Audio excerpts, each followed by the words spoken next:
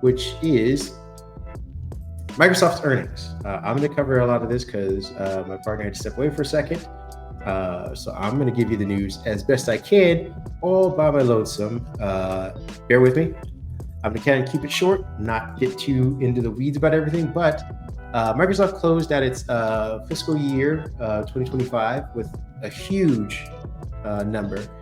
Something that a lot, I don't even think Microsoft expected, especially when they gave their notes for what to expect last quarter for this quarter. They ended with 77 billion in quarterly revenue, up about 18%, and about 30.8 billion in profit.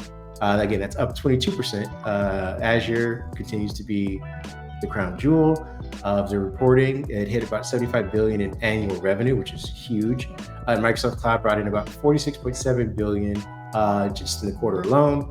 That's up about 27%. This productivity tools, like Microsoft 365 and Dynamics, saw a double-digit growth in the same quarter as well, which is pretty amazing. But those are all the cloud numbers. Here's where we kind of like to give you guys a little bit of some talking points, especially if you're going to go have some conversation with some friends and you want to sound different than them just praising all of the great numbers.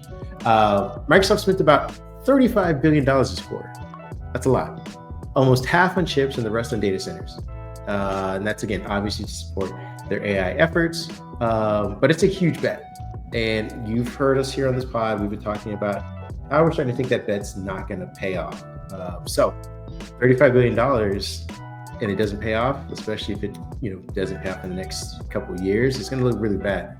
That's a massive bet. It's also squeezing Microsoft's margin. They could have had probably even better numbers depending if they didn't do that. The operating expense, their operating expense rose about 6%, and the margin dropped about almost 70%, just on those inflated numbers of spending. Again, if the AI bubble deflates and adoption slows, which there are signs that it is, especially with OpenAI being the marker because they have the largest user base, and again, I think they're only monetizing about 5% of this. Millions upon hundreds of millions of people using it. Not a good sign. On the consumer side, it's also not very good for Microsoft. And again, we know they're not a consumer company, but they do offer products. And if you're going to offer products, you need to make a profit. So Windows revenue rose about 3%, which is surprising because apparently there are people still out there buying brand new computers on the Windows side. I feel like there are ebbs and flows and cycles, but it's been rebounding over the last 3 years. So it's good to see that, again, people are making good computers and people are finding ways to make use of them. The Xbox content and services jumped 13%.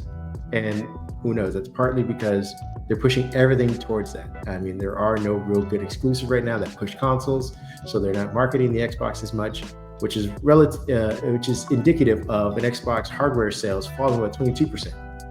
And again, I don't think it's because everyone would stop buying from Costco, maybe perhaps, in bulk, that's an issue. But again, Microsoft made the shift towards digital mostly. So this is in line. I think they were expecting this, maybe not to the degree of the fall off, but when you don't offer a console exclusive, these are the numbers you're going to get. So while Microsoft's cloud and AI strategy is driving growth forward and creating some, new avenues, there's a big risk at the end of the tunnel. I think Satya Nadella framed what the earnings report kind of clearly shows, that there's a long-term transformative investment and not a short-term one. But if you're an investor, they're a company that's going to be, tipping I think it's 3 trillion or maybe 4 at this point, evaluation. You may want to get out while the getting's good, because once people start to realize that AI is not going to be this revolutionary thing and more like a really cool new version of search, you may not get to that 3 trillion. You might still get to 1. You might even get to 2 at some point. But if you have stock right now and you're budging across that $3 trillion mark with everybody else, you may want to consider reinvesting somewhere else. The other thing I see, which is interesting in some of these numbers, is just where Microsoft is, basically,